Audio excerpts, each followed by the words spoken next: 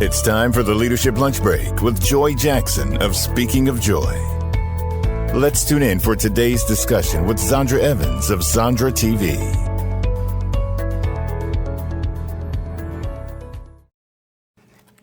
Good afternoon and welcome to the Leadership Lunch Break. I'm Joy Jackson of Speaking of Joy, and as usual, I am so excited that you've joined me this afternoon as we talk about leadership principles and ideas and strategies. And as you know, we're usually in my kitchen or somewhere in my house, but I wanted to bring something special to you. So we have traveled all the way to McKinney, Texas to go to a different kitchen, a kitchen that's called Healthy Cooking, but I came all the way because I wanted you to meet someone who is super special to me, and that's Miss Zondra Evans. Hello, Zondra. Hi, Joy. How are you? I am doing so well now that I'm here with you. We braved the weather, and so now that we're here, I'm so glad to be here. Thank you so much. I'm glad you came to see me all the way to Dallas, Texas. All the way to Dallas, Texas. That's all right. Go ahead and tell people just a little bit about who you are and all of the great things. Well, Zondra Evans, CEO and founder of Zondra TV Network, located in Dallas, Texas.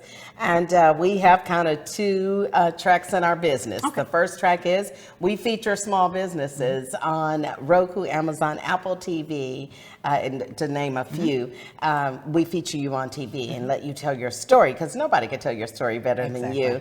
And then the other track of our business is that we develop small business entrepreneurs to be TV producers in this space. Awesome, awesome, awesome. So there you have it. First and foremost, that's who Zondra is. But let me tell you really quickly, you know, we talk about leadership, we talk about those principles, but I got to tell you how I met Zondra. So I was just on LinkedIn looking to connect with women who were doing some amazing things and helping others. And you know, Speaking of Joy is all about transformational change and leadership and development. And I came across Ms. Zondra, and we reached out. We missed each other a couple of times, but then we connected. And what was supposed to be a 20-minute call turned into about an hour and a half. We talked about everything. And what we said was, as soon as the opportunity came, we would get together, and that's how we're here. So Zondra, let me tell you, one of the things we talk about is leadership, and I don't believe leadership is the traditional position or title. I really believe leadership is about influence and responsibility. And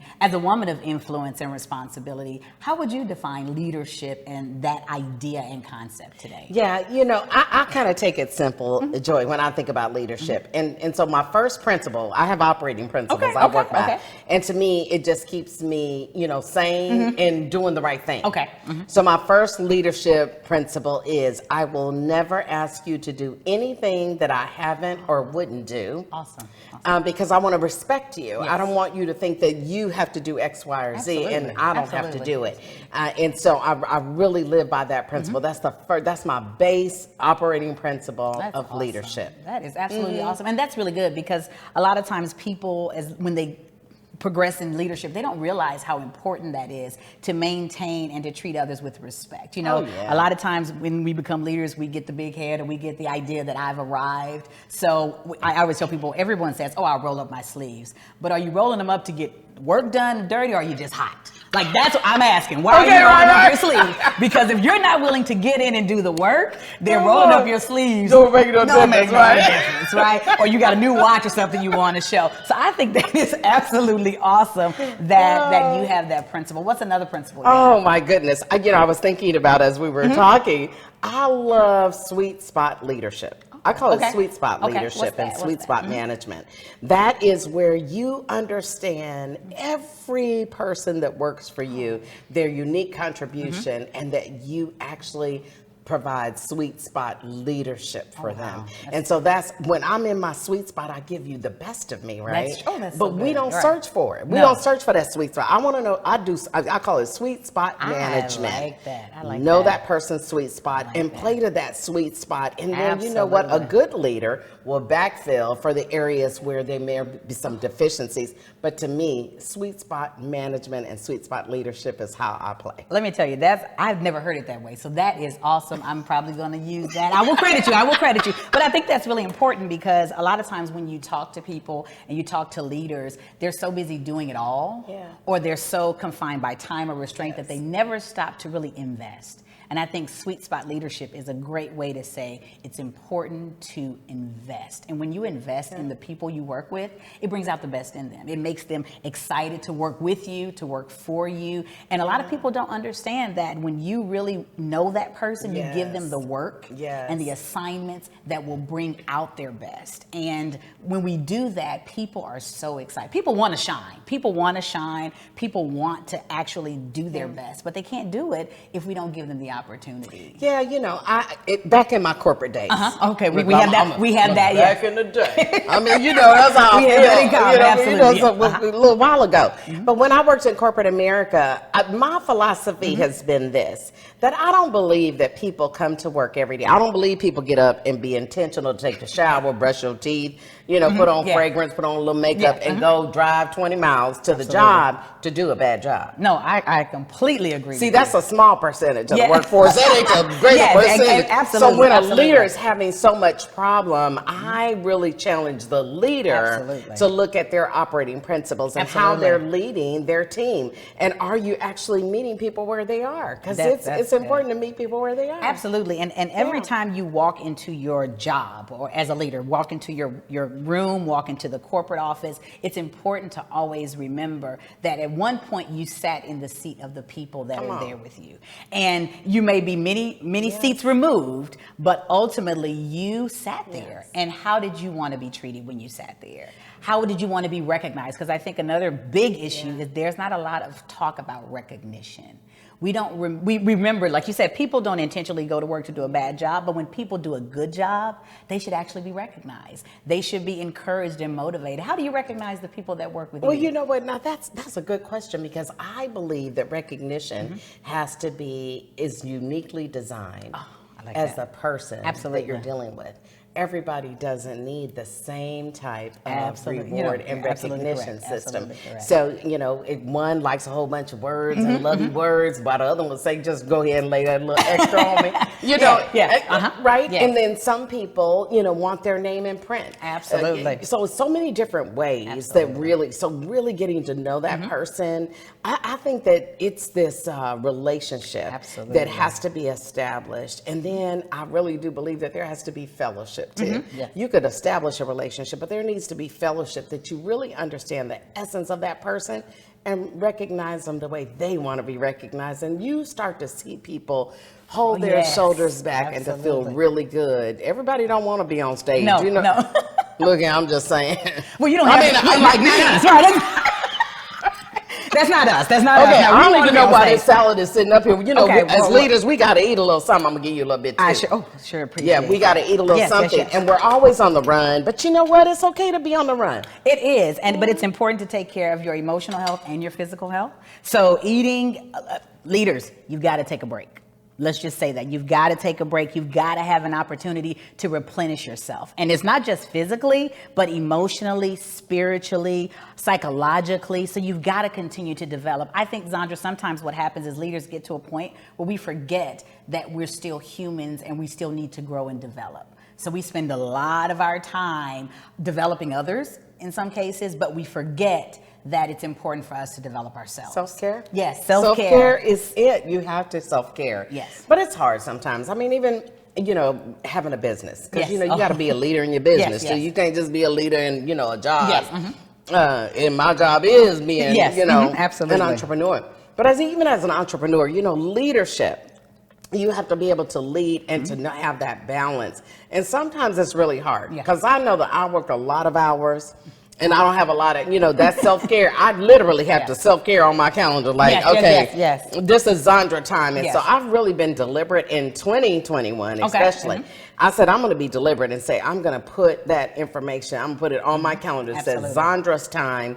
So that Calendly can't book me and nobody else can book me. I'm like, I can't, I need time for me. Absolutely. So I think we have to be deliberate. It was funny, when I was working, there was a lady who would put calendar time on her, time on her calendar. And what she would call it Vegetarian Thursday. I was like, why would you call it Vegetarian Thursday? She said, because there should be no meetings.